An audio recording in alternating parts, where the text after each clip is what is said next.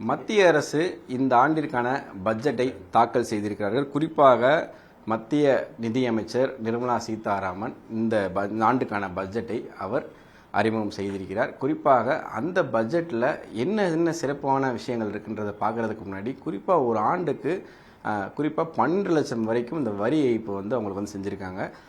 யார் யாருக்கெல்லாம் இந்த பெனிஃபிட்ஸ்லாம் கிடைக்க போகுது, குறிப்பாக இளைஞர்கள் முதல் எம்ப்ளாயீஸ் எல்லாருக்குமே இந்த பெனிஃபிட்ஸ் கிடைக்க போகுதா என்னன்றதை டீட்டெயிலாக கேட்டு தெரிஞ்சுக்கலாம். சார் வணக்கம். இன்னைக்கு ஆண்டோட பட்ஜெட் பார்த்துருப்பீங்க. குறிப்பாக இன்னைக்கு ஹைலைட்டான விஷயம் உங்களுக்கே தெரியும், அதை பற்றி விவரமாக சொல்லுங்கள். இல்லை, உண்மையிலேயே வரவேற்கத்தக்கது அதுதான். ஏன்னா கடந்த ஆண்டு 7 லட்சம் ரூபாயா இருந்தது, இந்த ஆண்டு 12 லட்சம் ரூபாயை வசதியிருக்காங்க. அது வயதானவர்கள் மட்டுமல்ல, தொழில் முனைவர்களான எங்களுக்கும். ஏன்னா கஷ்டப்பட்டு சம்பாத்தியம் பண்ணுறோம், அதில் ஒரு ரிலீஃப் கிடைச்சதுன்னா அதை மற்றவங்களுக்கு பகிர்ந்து கொடுக்கலாம் அப்படின்றது தான் எல்லாரோட நோக்கமே. ஏன்னா மேடம் சொல்லும்போது எல்லாத்தையும் அனௌன்ஸ் பண்ணிவிட்டு ஒரு பிரேக் விட்டுட்டு இதை கடைசி சொல்கிறேன் அப்படின்னு சொன்னோன்னே என்ன சொல்ல போகிறாங்களோ அப்படின்னு எல்லாரோட எதிர்பார்ப்பையும் எகிர வச்சு கடைசி உண்மையிலேயே அது எப்படி சொல்கிறேன், கிரிக்கெட்டில் கடைசி பாலில் சிக்ஸர் அடிக்கிற மாதிரி டமால்னு போட்டு 7 லட்சம் ரூபா இருந்ததை 12 லட்சம் ரூபா அப்படின்னு சொன்னது உண்மையிலே எல்லாருக்கும் பெரிய மகிழ்ச்சி. ஆக தொழில் முனைவோர்களாக இருக்கிற நாங்களும் அதை பெருசாக வரவேற்கிறோம், சந்தோஷப்படுறோம் அம்மா மேடம் பண்ணியிருக்கிறதுல. பொதுவாக இந்த இந்த பெனிஃபிட்ஸ் இது யார் யாருக்கெல்லாம் ரொம்ப யூஸ்ஃபுல்லாக இருக்கும்னு நினைக்கிறீங்க? குறிப்பாக எம்ப்ளாய்டு, சேலரிடு எம்ப்ளாய்டு அவங்களுக்கும் சரி, மற்ற யார் யாருக்கெல்லாம் பயனுள்ளதாக இருக்கும்? இல்லை, மெயினாக எம்ப்ளாயர்ஸுக்கும் பண்ணோம்.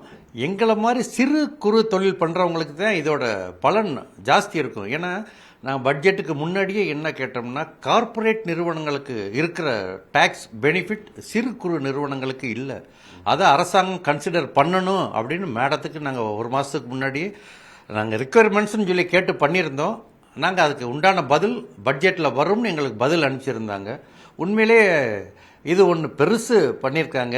அதே மாதிரி மற்ற பாயிண்ட்ஸை நாங்கள் பார்த்தோம்னா இதில் எம்எஸ்எம்இ அப்படின்னு வர்றதுக்கு அவங்க கொடுத்துருக்கிறது என்கரேஜிங்காக இருக்குது. ஆனால் மேடம் ஃபினான்ஸ் மினிஸ்டராக இருக்கிறதுனால பெண் தொழில் முனைவோர்களை தான் ரொம்ப கான்சன்ட்ரேட் பண்ணியிருக்காங்க. அது உண்மையிலேயே ஒரு பெரிய வரவேற்கத்தக்கது. எஸ்சி எஸ்டி பெண்களுக்கு அவங்க எப்படி பண்ணியிருக்காங்கன்னா 5 லட்சம் எஸ்சி இனத்தைச் சேர்ந்த பெண் தொழில் முனைவோருக்கு புதுசாக திட்டங்களை அனௌன்ஸ் பண்ணியிருக்காங்க. அதுலேயே முக்கியமாக முதல் தலைமுறை பட்டியலின பெண்கள் சுய தொழில் ஆரம்பிக்கிறதுக்கு 2 கோடி ரூபா நீட்னு ஒரு ஸ்கீம் இருக்குது. அதில் இது வரைக்கும் 1 கோடி ரூபா கொடுத்துருந்தாங்க, அதை 5 கோடி வரைக்கும் ஆக்கிட்டாங்க. ஆனால் அவங்க பர்பஸாக பட்டியலின பெண்களுக்கு 2 கோடி ரூபா தர்றோம், நீங்கள் ஒரு வேலைக்கு போகிறதுக்கு பதிலாக ஒரு தொழில் முனைவோரை ஆகி நீங்கள் ஒரு 10 பேருக்கு வேலை கொடுங்க அப்படின்னு நாங்கள் தொழில் முனைவோர்களை ஊக்குவிச்சுக்கிட்டே இருக்கோம். அதை மேடமும் என்கரேஜ் பண்ணி பெண்கள் வரணும், தொழில் பண்ணுறதுக்கு வரணும் அப்படின்றத இன்சிஸ்ட் பண்ணி இவ்வளோ பெரிய ஸ்கீம் கொடுத்துருக்குறாங்க. இப்போது நீங்கள் அடுத்து இப்போ ஒரு இளைஞர்களாக இந்த அறிவிக்கப்பட்ட இந்த பட்ஜெட்டை நீங்கள் எப்படி பார்க்குறீங்க? உங்களுக்கு இது எந்த அளவுக்கு பயனுள்ளதாக நினைக்கிறீங்க? இது எங்கள் சைடில் பார்த்தோம்னா வரவேற்கத்தக்க பட்ஜெட்டுன்ற மாதிரி தான் சொல்கிற மாதிரி இருக்குது. அதுவும் இந்த டேக்ஸ் ஸ்லாப் கூட்டி இருக்கிறதுன்றது ரொம்ப வரவேற்கத்தக்கது தான். இண்டிவிஜுவல் சேலரி எம்ப்ளாயீஸ்லாம் ரொம்ப யூஸ்ஃபுல்லாக இருக்கும். அது ரொம்ப இதற்கு முன்னாடி இருக்க வரைமுறைகள் இருந்திருக்கும் டேக்ஸில், அது எந்த அளவுக்கு உங்களுக்கு பயனுள்ளதாக இருந்திருக்கு? இது மேற்கொண்டு இதில் என்னென்ன பெனிஃபிட்ஸ் நீங்கள் ஒரு தனிநபராக என்ஜாய் பண்ணலான்னு இருப்பீங்க? பொதுவாக என்ன மாதிரி பெனிஃபிட்ஸ் உங்களுக்கு கிடைக்கும்னு நினைக்கிறீங்க? இது ஒரு நல்ல பெனிஃபிட்ஸ் இருக்குன்ற மாதிரி தான் இருக்குது. நாங்கள் சேலரி எம்ப்ளாய்டெலாம் நல்லா யூஸ்ஃபுல்லாக தான் இருக்கும் இந்த பட்ஜெட்டுங்க. ஓகே, நீங்கள் சொல்லுங்கள், உங்களுக்கு இந்த சேலரி வாங்கிட்டு இருக்கீங்க, அதே மாதிரி இந்த பட்ஜெட் அனௌன்ஸ் பண்ணியிருக்காங்க. ஸோ 12 lakhs வரைக்கும் டேக்ஸ் எவாலுவேட் பண்ணியிருக்காங்க. இதை நீங்கள் எப்படி பார்க்குறீங்க? இல்லை, இது வரவேற்கத்தக்க ஒரு விஷயந்தான். ஏன்னா இப்போ நம்ம நார்மல் சேலரி வாங்குறவங்களுக்கு 12 lakhsன்றது ரொம்ப ஹை தான். நம்ம அது வரைக்கும் டேக்ஸ் கட்ட வேண்டியன்ற ஒரு நல்ல விஷயம். நம்ம டேக்ஸ் ரிலாக்ஸேஷன் நல்லாவே கிடைக்கின்ற மாதிரி எதிர்பார்க்குறோம். என்னென்ன ரிலாக்ஸேஷன்ஸ்லாம் முன்னாடி நீங்கள் பொதுவாக வாங்குவீங்க, இப்போது இது அடிஷ்னலாக என்னென்ன விஷயங்கள் நீங்கள் பண்ணலான் இருக்கீங்க? ஐடியாஸ் இப்போ எதுவும் இருக்கா உங்களுக்கு? இல்லை, முன்னாடி டேக்ஸ் ஸ்லாப் ரொம்ப கம்மியாக இருந்துச்சு. இப்போ கூடி இருக்கனால நம்ம டேக்ஸ் கட்ட வேண்டியது கம்மியாக இருக்கும், டேக்ஸ் கட்ட வேண்டிய தொகைகள் கம்மியாக இருக்கும். அதனால் நம்ம அதர் எக்ஸ்பென்சஸ்க்கு இது ரொம்ப நமக்கு யூஸ்ஃபுல்லாக இருக்கும், அந்த மாதிரி இருக்கும். ஓகே, ஸோ இந்த ஆண்டின் இந்த நிதி பட்ஜெட் அனௌன்ஸ் பண்ணது பார்த்தீங்கன்னா இளைஞர்கள் முதல் தொழில் முனைவோர்கள் அனைவருக்கும் பயனுள்ளதாக இருக்குது அப்படின்றது, குறிப்பாக இந்த 12 லட்சம் வரைக்கும் இந்த டேக்ஸ் எவாலுவேட் பண்ண விஷயம்ன்றது அனைவருக்கும் பயனுள்ளதாக இருக்கும் அப்படின்றது அவங்களுடைய நம்பிக்கையாக இருக்கிறது. மத்திய அரசாங்கம் இன்னைக்கு தாக்கல் செஞ்சிருக்கக்கூடிய பட்ஜெட்டில் தனிநபருக்கான வருமான வரி உச்சவரம்பு 12 லட்சம்னு அறிவிச்சிருக்கிறாங்க. அது பார்ப்பதற்கு கவர்ச்சியான அறிவிப்பு என்றாலும் அந்த கோரிக்கை என்பது கடந்த 10 ஆண்டுகளாக வைக்கப்பட்டிருக்கிற கோரிக்கை. 12 லட்சத்துக்கு உயர்த்தணும்னு கடந்த 10 வருஷத்துக்கு முன்னாடியே அந்த கோரிக்கை என்பது பொதுமக்களால் வைக்கப்பட்டது. நீங்கள் இன்றைக்கி 10 வருஷம் கழித்து தான் 12 லட்சமே அறிவிச்சிருக்கிறோம். இந்தியாவினுடைய பணவீக்க விகிதம், இந்தியன் கரன்சினுடைய இன்ஃப்ளேஷன் ரேட் 5.2 ஒவ்வொரு ஆண்டும். நீங்கள் அதோடு இதை கணக்கு பண்ணி பார்த்தீங்கன்னா அநேகமாக இப்போ 20 லட்சம்னு அறிவிச்சிருக்கணும். அரசாங்கம் 20 லட்சம்னு அறிவிச்சிருந்தால் தான் ஓரளவு அது பயனுள்ள விதத்தில் நடுத்தர மக்களுக்கே இருக்கும். 12 லட்சம் என்பது கண் துடைப்பு. அது இந்தியாவினுடைய பணவீக்கத்துக்கும் இந்த 12 லட்சத்துக்கும் தாடிக்கு தீனி சரியாக போயிடும். ஒரு பயனும் நடுத்தர வர்க்கத்துக்கு பயன் தராது. அது மட்டும் இல்லாமல் ஏற்கனவே ஜிஎஸ்டியின் மூலயமாக அனைத்து பொருட்களுக்கும் மறைமுக வரி என்பது ஒவ்வொரு இல்லத்திலிருந்து கட்டப்பட்டது. இப்போ அந்த வரியையும் நீங்கள் சேர்த்து பார்த்தீங்கன்னா ஏற்கனவே ஜிஎஸ்டி வரியால் பாதிக்கப்பட்டிருக்கக்கூடிய நடுத்தர வர்க்கம், ஏற்கனவே இந்த மாதிரியான பொருளாதார நிலையில் இருக்கக்கூடியவங்க, இந்த 12 லட்சம் என்பது எந்த விதத்திலும் பயன் தராது. அது மேலும் ஒரு பொருளாதார நலிவு தான் நடுத்தர வர்க்கத்துக்கு தள்ளுன்றது தான். யூனியன் மினிஸ்டர் நிர்மலா சீதாராமன் கொடுத்த பட்ஜெட்டில் எல்லாருக்கும் 12 lakhsக்கு மேலே நில் இன்கம் டேக்ஸ் இது சொல்கிறாங்க. But there is a slab difference between the new ரெஜிமில் இருக்கிறதுல. அதை நான் கொஞ்சம் எக்ஸ்பிளைன் பண்ண விரும்புகிறேன். 1 to 4 நில், 4 to 8க்கு 5%, 8 to 12 10% இருக்குது.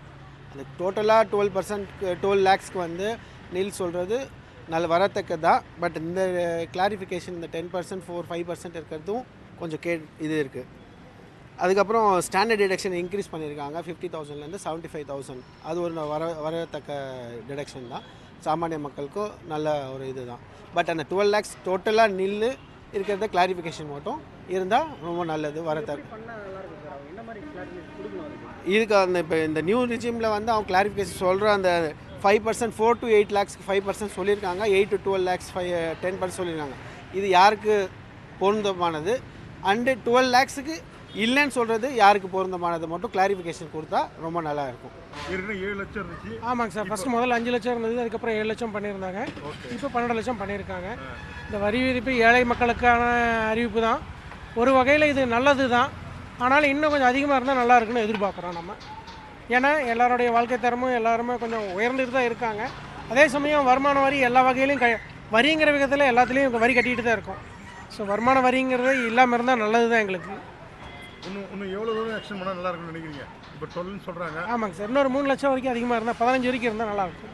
நல்ல முயற்சி தான், அதில் ஒன்றும் தப்பு இல்லை.